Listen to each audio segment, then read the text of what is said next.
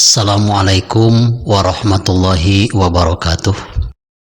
Bismillah, alhamdulillah, wassalatu wassalamu ala rasulillah, Sayyidina Muhammad ibni Abdillah, wa ala alihi wa sahbihi wa mawalah amma ba'du.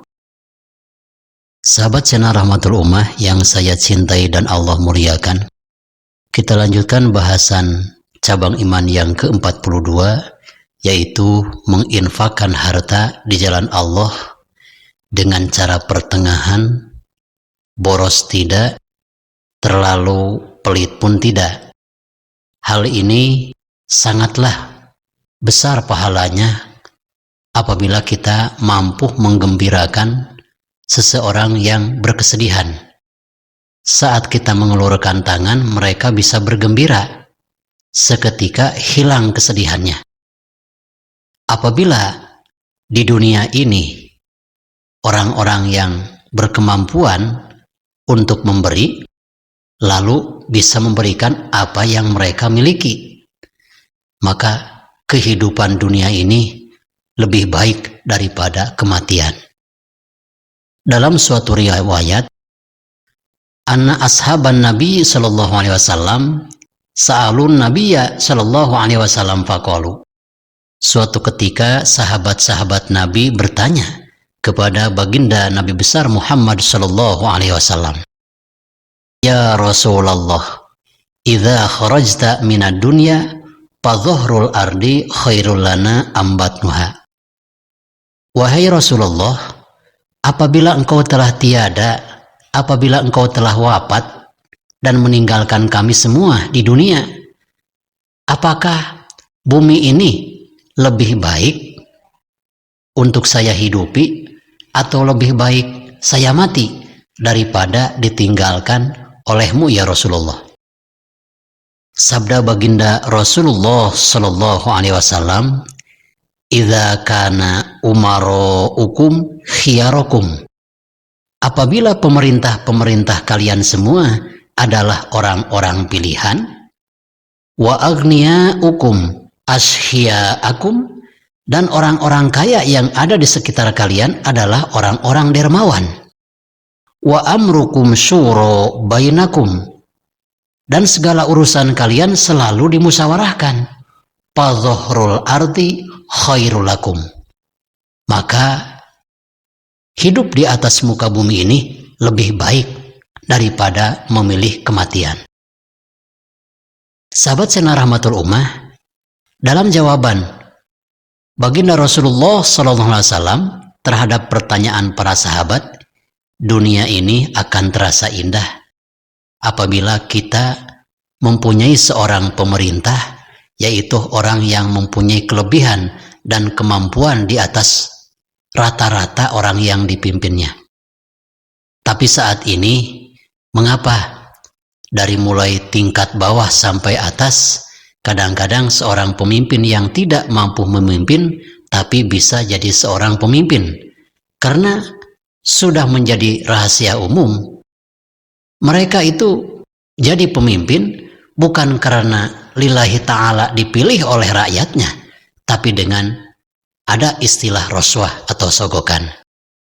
Apabila seseorang tidak mampu untuk menjadi pemimpin, lalu memaksakan diri dengan cara membagi-bagikan uang, nanti hasilnya ini tidak efektif. Ketika orang ini yang menjadi pemimpin karena hasil membayar kepada para pemilihnya, apa yang akan terjadi? Mereka setelah 1 tahun terpilih akan fokus untuk membayar hutang. Bagaimana caranya untuk mendapatkan uang?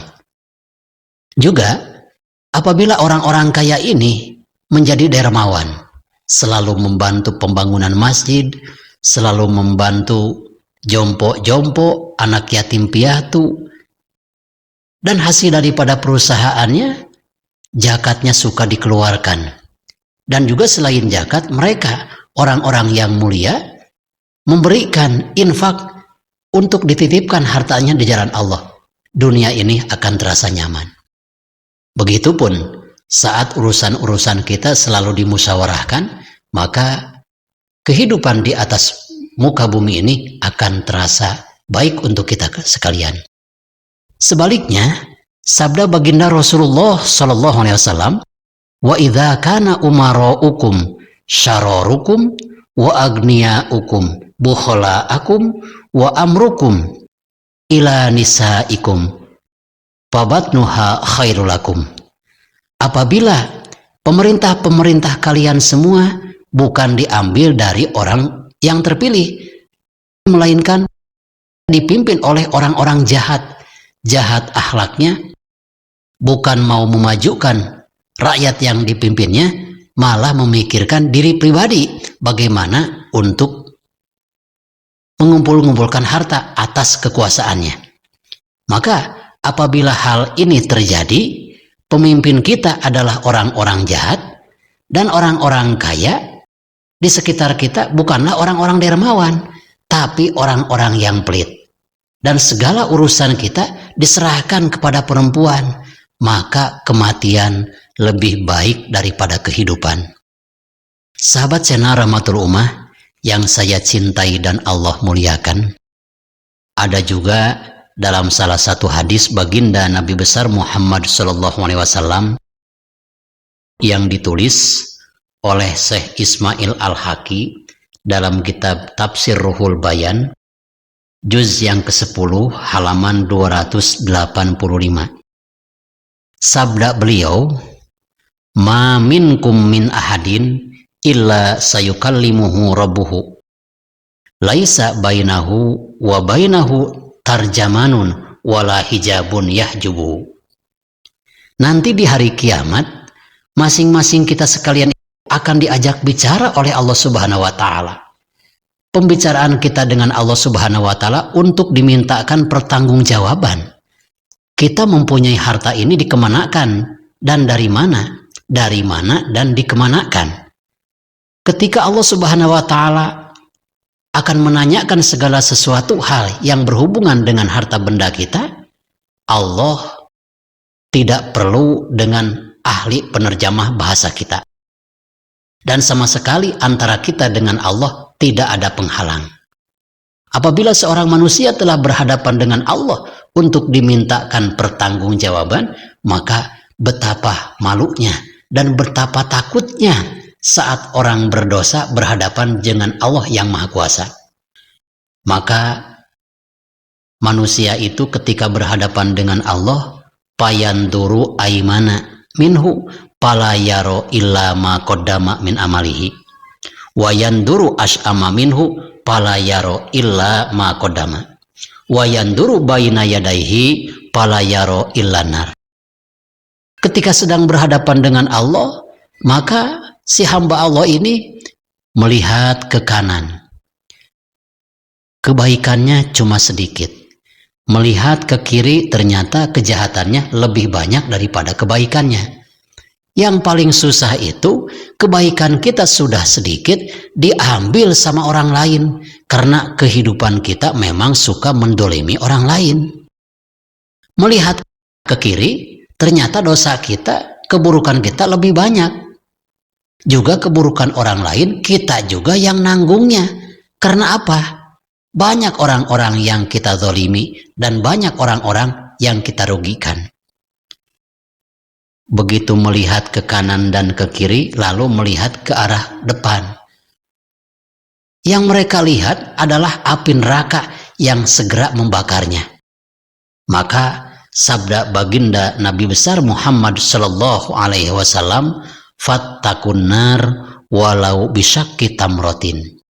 Jagalah diri kalian semua dari ancaman api neraka jahanam, walaupun dengan bersodakoh sebiji korma. Insya Allah sehari-harinya pun mereka itu mementingkan bersodakoh. Sodakoh itu bukan saja berbentuk uang, dengan makanan, dengan minuman, dengan budi bahasa yang baik, dan dengan ilmu pun kita bisa bersodakoh.